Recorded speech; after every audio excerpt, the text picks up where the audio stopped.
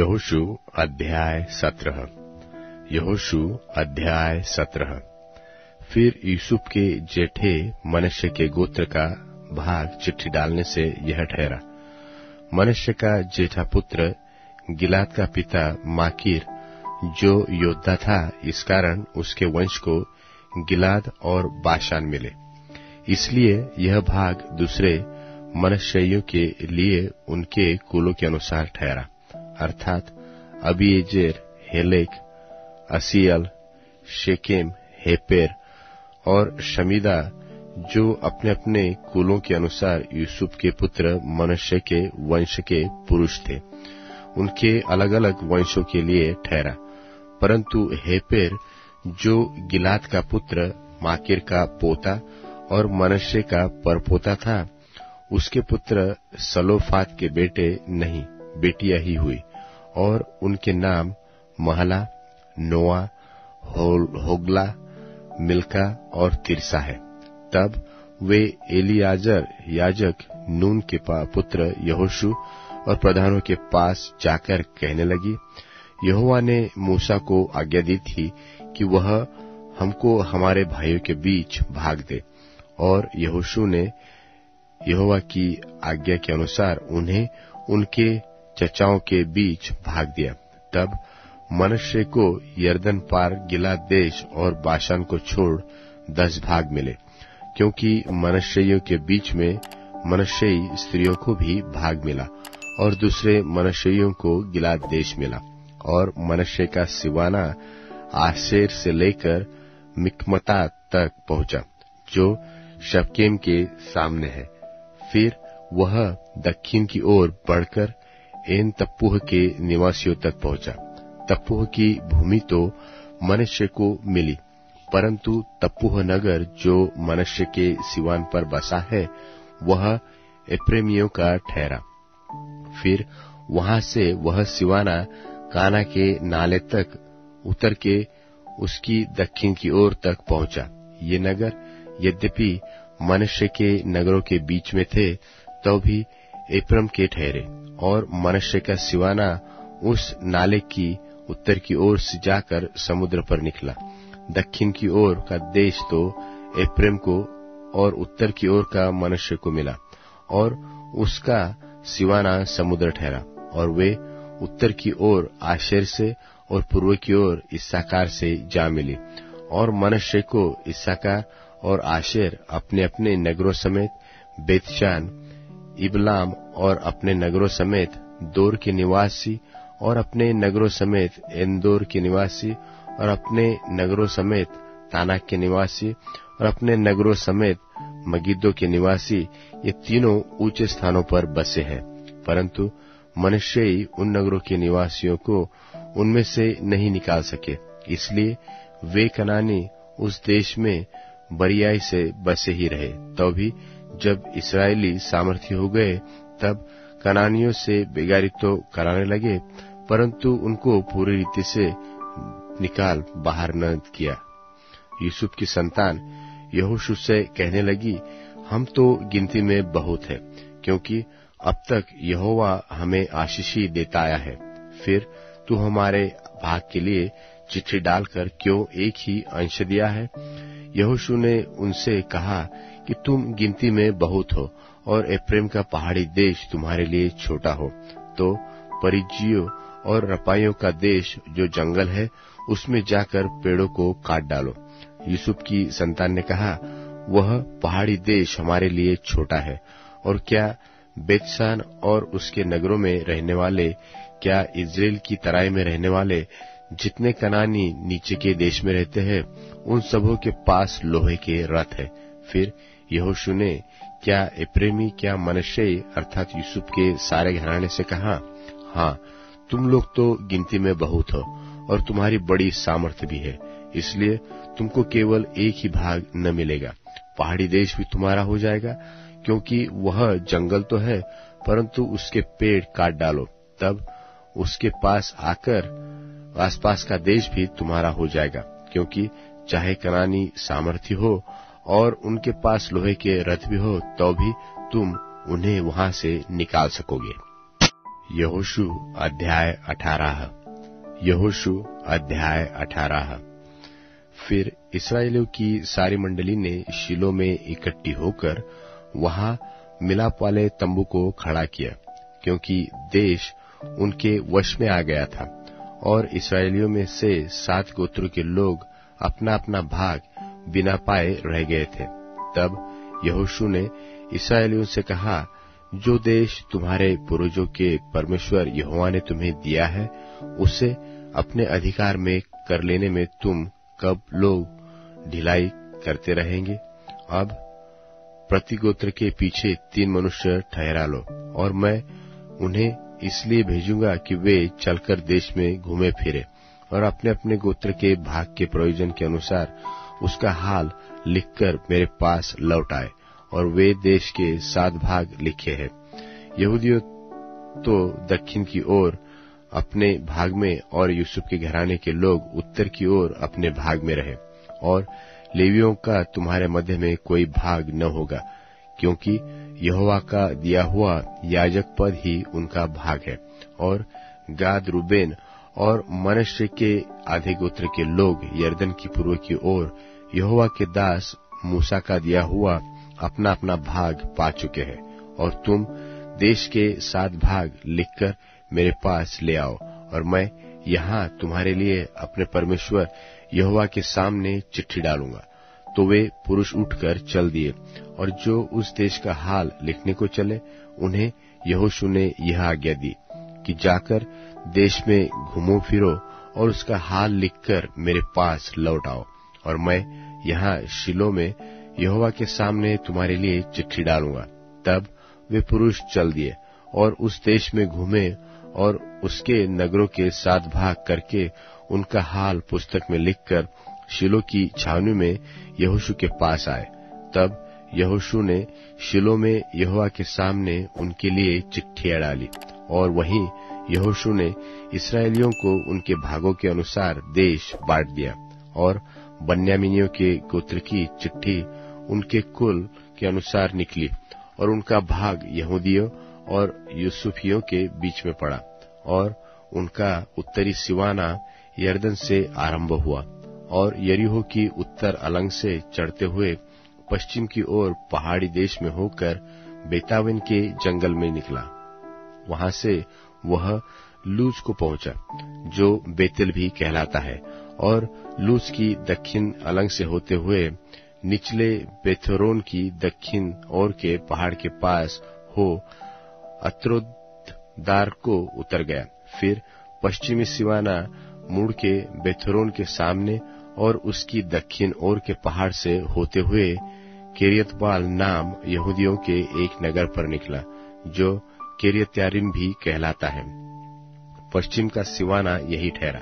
फिर दक्षिण अलंग का सिवाना पश्चिम से आरंभ होकर किर्यत्यारीम से सिरे से निकलकर नेप्तोह के सोते पर पहुंचा और उस पहाड़ के सिरे पर उतरा जो हिम्नोम के पुत्र की तराई के सामने और रपाइम नाम तराई की उत्तर ओर है। और वहां से वह हिम्नोम की तराई में अर्थात यबूसी की दक्षिण अलंग होकर एनरोगेल को उतरा। वहां से वह उत्तर की ओर मुड़कर एनशेमेश को निकलकर उस गलीलोत की ओर गया जो अद्दुमीम की चढ़ाई के सामने है। फिर वहां से वह अबेन के पुत्र बोहन के पत्थर तक उतर गया। वहां से वह उत्तर की ओर जाकर अराबा के सामने के पहाड़ की अलंग से होते हुए अराबा को उतरा। वहां से वह सिवाना बेथोग्ला की उत्तर अलंग से जाकर खारे ताल की उत्तर ओर के कोल में यरदन के मुहाने पर निकला। दक्षिण का सिवाना यही ठहरा और पूर्व की ओर का सिवाना यरदन ही ठहरा। बन्यामीनियों का भाग 4 ओर से सिवानों सहित उनके कुलों के अनुसार यही ठहरा। और बन्यामीनियों के गोत्र को उनके कुलों के अनुसार ये नगर मिले, अर्थात यरीहो, बेथोग्ला, एमेकेसिस, पेतराबा, समारेम, बेतेल, अब्बीम, पारा, ओप्रा, कपरमुम्नी, ओमनी और गेबा। ये 12 नगर है और इनके गांव मिले। फिर गिबोन, रामा, बेरोत, मिस्पे, कपीरा, मोसा, रेकेम, इरपेल, तरला, सेला, एलेप, यबूस, जो यरूशलेम भी कहलाता है, गिबत और किरियत, ये 14 नगर और इनके गांव उन्हें मिले। बन्यामीनियों का भाग उनके कुलों के अनुसार यही ठहरा। यहोशू अध्याय 19। यहोशू अध्याय 19। दूसरी चिट्ठी शमून के नाम पर अर्थात शिमोनियों के कुल के अनुसार उनके गोत्र के नाम पर निकली और उनका भाग यहूदियों के भाग के बीच में ठहरा। उनके भाग में ये नगर है अर्थात बेरशेबा, शेबा, मालाद, हसरशुआल, बाला, एसेम, एलतोलद, बतूल, होरमा, सिकलग, बेतमरकाबोत, हसरशूसा, बेतलबाओत और शारूहेन, ये 13 नगर और इनके गांव उन्हें मिले। फिर एन, रिमोन, एतेर और आशान, ये 4 नगर गांव समेत, और बालतबेर जो दक्षिण देश का रामा भी कहलाता है, वहां तक इन नगरों के चारों ओर के सब गांव भी उन्हें मिले। शिमोनियों के गोत्र का भाग उनके कुलों के अनुसार यही ठहरा। शिमोनिया का भाग तो यहूदियों के अंश में से दिया गया, क्योंकि यहूदियों का भाग उनके लिए बहुत था। इस कारण शिमोनियों का भाग उन्हीं के भाग के बीच ठहरा। तीसरी चिट्ठी जुबलूनियों के कुल के अनुसार उनके नाम पर निकली और उनके भाग का सिवाना सारित तक पहुंचा और उनका सिवाना पश्चिम की ओर मरला को चढ़कर दब्बेत शेत को पहुंचा और योकनाम के सामने के नाले तक पहुंचा। फिर सारित से वह सूर्योदय की ओर मुड़कर किसलो ताबोर के सिवान तक पहुंचा और वहां से बढ़ते बढ़ते दाबरत में निकला और यापी की ओर जा निकला। वहां से वह पूरब की ओर आगे बढ़कर गथेपेर और इत्कासिन को गया और उस रिम्मोन में निकला जो नेया तक फैला हुआ है। वहां से वह सिवाना उसकी उत्तर की ओर से मुड़कर हन्नातोन पर पहुंचा और इप्तहेल की तराई में जा निकला। कत्तात, नहलाल, शिमरोन, इदला और बेतलहेम, ये 12 नगर उनके गांव समेत उसी का भाग ठहरे। जुबलूनियों का भाग उनके कुल के अनुसार यही ठहरा और उसमें अपने अपने गांवों समेत यही नगर है। चौथी चिट्ठी इस्साकारियों के कुल के अनुसार उनके नाम पर निकली और उनका Siwana Israel, कस्सुलोत, शुनेम, एपारैम, शिओन, अनाहरत, रब्बित, किशोत, Abyss, रेमेत, Engannim, Enhaddah और बेतसेस तक पहुंचा। फिर वह सिवाना ताबोर, शहसुमा और बेत शेमेश तक पहुंचा और उनका सिवाना यरदन नदी पर जा निकला। इस प्रकार उनको 16 नगर अपने अपने गांव समूह समेत मिले। कुलों के अनुसार इस्साकारियों को ये गोत्र का भाग नगरों और गांव समेत यही ठहरा। पांचवी चिट्ठी आशेरियों के गोत्र के कुलों के अनुसार उनके नाम पर निकली। उनके सिवानों में हलकत, हली, बेतेन, अक्षाप, अल्लामेलेक, अमाद, मिशाल ये थे और वह पश्चिम की ओर कार्मेल तक और शिहोरलिब्नात तक पहुंचा।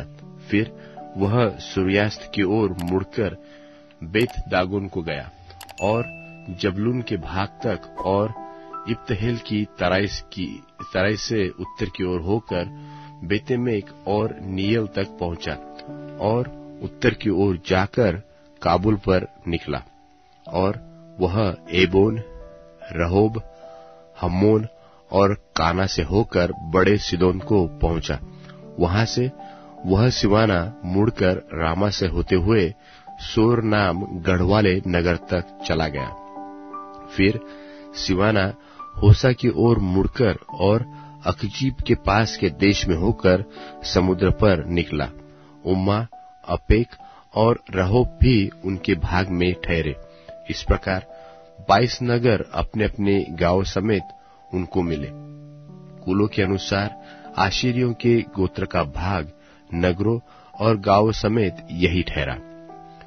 छठवीं चिट्ठी नप्तालियों के कुल के अनुसार उनके नाम पर निकली और उसका सिवाना हेलेब से और साननीम के बाज वृक्ष से आदामी नेकेब और यब्नेल से होकर और लक्कुम को जाकर यर्दन पर निकला। वहां से वह सिवाना पश्चिम की ओर मुड़कर अजनो ताबोर को गया और वहां से हुक्कोक को गया और दक्षिण और जुबलून के भाग तक और पश्चिम की ओर आशेर के भाग तक और सूर्यास्त की ओर यहूदा के भाग के पास की यर्दन नदी पर पहुंचा। और उनके गढ़वाले नगर ये है, अर्थात सिद्दीम, सेर, हम्मत, रक्कत, किनेरेत, अदामा, रामा, हासोर, केदेश, Edrei, एन्हासेर, iron, Migdalel, Horem, Bethanath और बेतशेमेश। ये 19 नगर गांव समेत उनको मिले। कुलों के अनुसार नप्तालियों के गोत्र का भाग नगरों और उनके गांव समेत यही ठहरा। 7वीं चिट्ठी कुलों के अनुसार दानियों के गोत्र के नाम पर निकली और उनके गांव के भाग के सिवान में सोरा, इश्ताओएल, इर्शेमेश, शालबीन, अय्यालोन, इतला, एलोन, तिम्ना, एक्रोन, एलतके, गिब्बतोन, बालात, यहूद, बने बरक, कत्रिमोम, मेयरकोर्न और रक्कोन ठहरे। और यापो के सामने का सिवाना भी उनका था और दानियों का भाग इससे अधिक हो गया, अर्थात दानी लेशेम पर चढ़कर उसे लड़े और उसे लेकर तलवार से मार डाला और उसको अपने अधिकार में करके उसमें बस गए और अपने मूल पुरुष के नाम पर लेशेम का नाम दान रखा।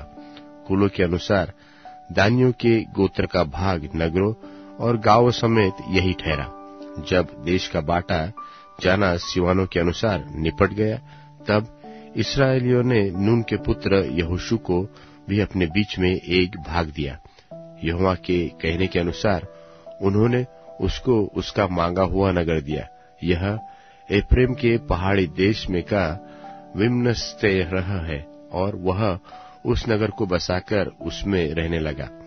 जो भाग अलीआजर याजक और नून के पुत्र यहोशू और इस्राएलियों के गोत्रों के घरानों के पूर्वजों के मुख्य पुरुषों ने शिलो में मिलाप वाले तंबू के द्वार पर यहोवा के सामने चिट्ठी डाल के बांट दिए, वह यही है। निदान उन्होंने देश विभाजन का काम निपट दिया। यहोशू अध्याय 20। यहोशू अध्याय 20।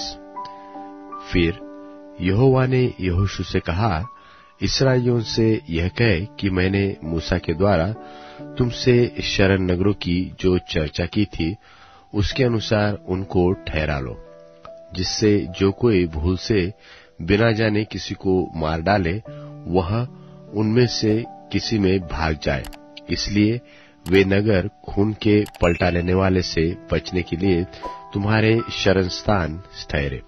वह उन नगरों में से किसी को भाग जाए और उस नगर के फाटक में से खड़ा होकर उसके पुरनियों को अपना मुकदमा कहे सुनाए और वे उसको अपने नगर में अपने पास टिका ले और उसे कोई स्थान दे जिसमें वह उनके साथ रहे।